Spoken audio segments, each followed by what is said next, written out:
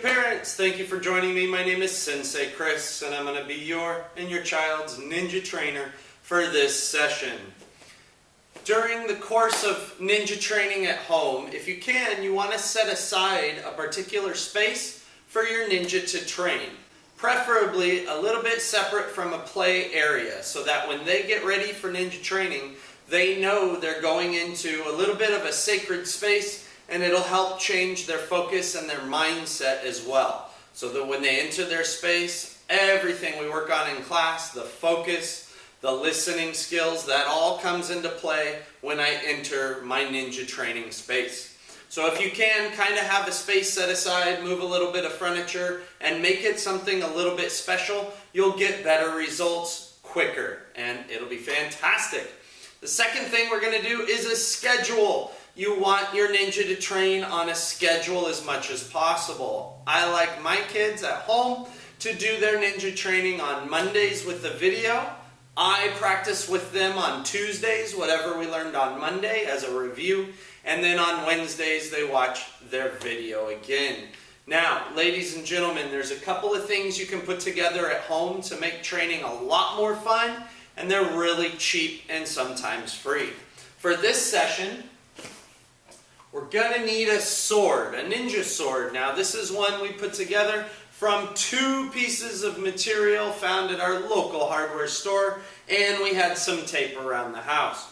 We have a stick coming out. It's a dowel. It only needs to be about half the length. And then you have some foam. You can use a pool noodle. They didn't have them in stock this time of year, so we went ahead and got some pipe insulation also from my hardware store. Now, this one's a little long. It should be right about here. It should be about 24, maybe 30 inches on the long side, and just enough handle sticking out so you can get 2 hands. This sword we're going to use in almost every class this session, and it's super fun to keep you involved in your kids' ninja training. Watch what I do in the videos and mimic me. You'll be a fantastic ninja trainer. The second thing you're going to want are balance blocks. Now, these are going to be our obstacles for most of the session. The balance block I've put together here is a 2x4 slapped to a 2x6. These are very inexpensive also at your local hardware store, or you may have some laying around the house. Now, we use 3 different sizes. You can do that if you're really creative. If you only want to put together one size, that's okay too. It'll still work for all of the videos. We have a small size that's about 1 foot in length. We have 5 of them for this session. We have a middle one that's about double that size. We have 2 of them, and I use 1 large, which is about 3, maybe a little over 3 feet.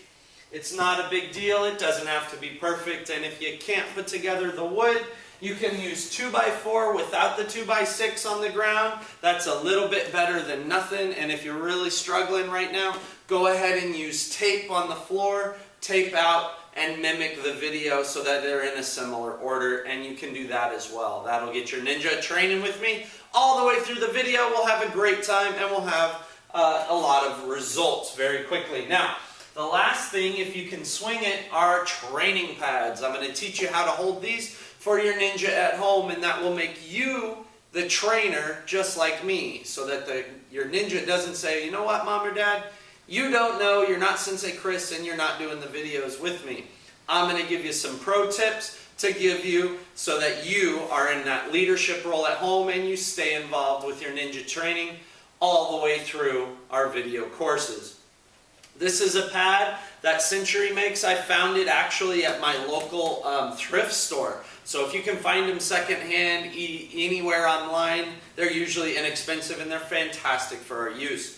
If you really need to save some bucks or you can't find this, they also make a little square one. It's the same softness, and this is what you want to use.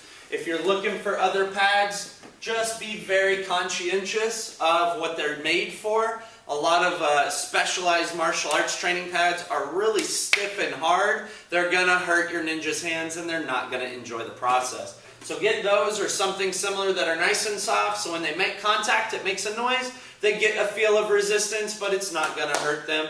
Your training will be a lot better. You'll be a fantastic parent, and your ninja will thank you almost every single class. You're going to be a rock star just like me. Ladies and gentlemen, let's get to ninja training. Thank you, Mom and Dad.